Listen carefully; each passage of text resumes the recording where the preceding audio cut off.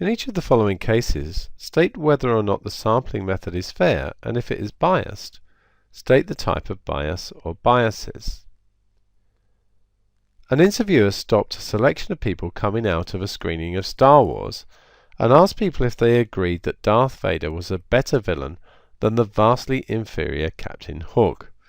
Well, this is strewn with possibles, and it may be that I missed some here, but the ones I can see straight away are possible selection bias, and the reason for that is we're actually asking people who are coming out of a screening of Star Wars. Now, the actual population that we're investigating isn't clearly defined here. We might be looking at Star Wars fans. Even so, are we sure that just coming out of one screening we're going to get an unbiased sample? It's not been chosen at random as such. So I'm going to stick with selection bias. I think the people we actually asked. There's clearly design flaw here.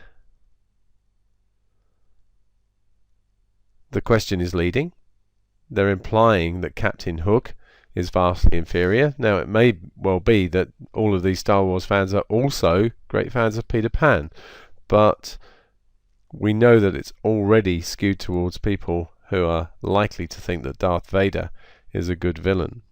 And of course, people are being interviewed, so there's always the possibility of some interviewer bias. I don't think I'm going to look deeper at that one.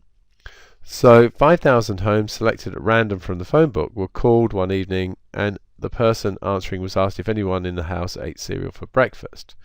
Well, we can see that they're selected at random, but they have to be in the phone book, and nowadays increasingly people aren't. We don't have a home phone, and so that immediately brings in some selection bias, because people more likely to have a home phone at the moment seems to be older people. Younger people tend not to, they just work with their mobiles. So there is a certain amount of selection bias possible there.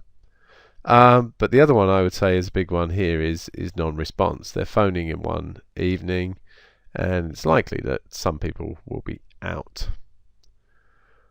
10% of the students in each year group at a particular school were selected at random and asked about the number of hours of homework they do per week.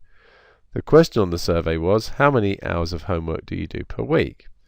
Well, they're selected at random, and the question is not misleading, but there's only a box for less than 1 hour and 1 to 2 hours. What about people who do more?